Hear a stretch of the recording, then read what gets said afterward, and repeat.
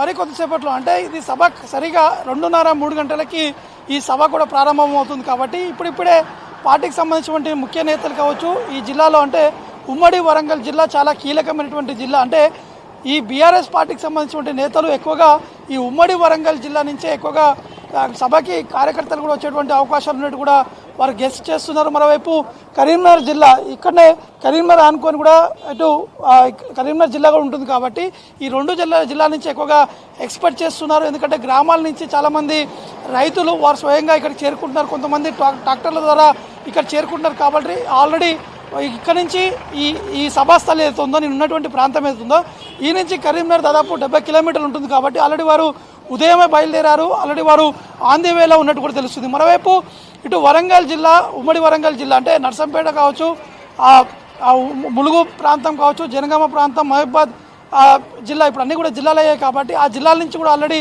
అక్కడ ఉన్నటువంటి జిల్లా ఇన్ఛార్జీలతో పాటు మాజీ ఎమ్మెల్యేలు ప్రస్తుతంగా ఉన్నటువంటి ముఖ్య నేతలందరూ కూడా ఆల్రెడీ వారు ర్యాలీగా కూడా బయలుదేరారు. ప్రతి ఒక్కరు కూడా కొన్ని ఆటోల ద్వారా ర్యాలీస్ కూడా నిర్వహిస్తూ ముందుకు రావడం జరిగింది. మరో కొంతమంది కళాకారులతోటి ఆటపాటతోటి కూడా అక్కడి నుంచి బయలుదేరినటువంటి సిచ్యువేషన్ నెలకొంది కాబట్టి సరిగా 2-2:30 ప్రాంతాల్లోనే వీరందరూ కూడా పెద్ద ఎత్తున జనాలందరూ కూడా ఇక్కడికి చేరుకునేటువంటి అవకాశాలు కూడా మనకి స్పష్టంగా కనిపిస్తున్నాయి. అంటే మనం చూస్తున్న ఎప్పుడు కూడా అంటే మామూలుగా ఉన్నటువంటి ఈ రోడ్ ఇది కరీంనగర్ నుంచి వరంగల్కి వెళ్ళేటువంటి ఈ మార్గం అవుతుందో ఇది ఎల్కతుర్తిలో ఉన్నటువంటి మార్గం ఎప్పుడు మామూలుగా ఉన్నటువంటి రోడ్ అంతా కూడా రద్దీగా మారినటువంటి ఆ దృశ్యాలు కూడా కనిపిస్తున్నాయి. ఎక్కువగా పోలీసుల వాహనాలతో పాటు వచ్చేటువంటి కార్యకర్తలకు సంబంధించినటువంటి ఆ వాహనాలందరూ కూడా చేరుకుంటున్నారు.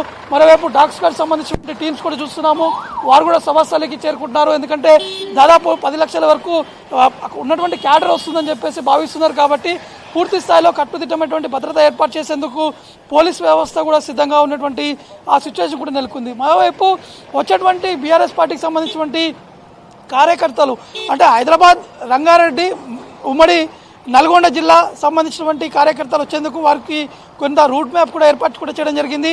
అదే రూట్ మ్యాప్లో వస్తే కొంత ఈజీగా ఈ సభా ప్రాంగణం వరకు కూడా చేరుకున్నటువంటి అవకాశాలు ఉన్నాయని చెప్పేసి పోలీసు కూడా చెప్తున్నారు. దానికి సంబంధించినటువంటి ఏర్పాట్లు కావచ్చు, ఉన్నటువంటి పరిస్థితులు కావచ్చు అన్నీ కూడా పూర్తి స్థాయిలో కూడా భద్రత కూడా ఏర్పాటు కూడా చేస్తున్నటువంటి ఆ సిచ్యువేషన్ నెలకొంది. మరోవైపు ఇటు భూపాలపల్లి, ములుగు జిల్లా ఇంకా భద్రాద్రి కొత్తగూడెం జిల్లా నుంచి వచ్చేటువంటి వారి కోసం కూడా మరొక మార్గం కూడా ఏర్పాటు చేశారు. ఆ మార్గం ద్వారా వచ్చేందుకు కూడా వారు పూర్తి స్థాయిలో ఆ ట్రాఫిక్ డైవర్షన్స్ కావచ్చు, అక్కడ ఉన్నటువంటి వాలంటీర్స్ కూడా స్వయంగా ఇక్కడ డైవర్ట్ కూడా చేయడం జరుగుతుంది.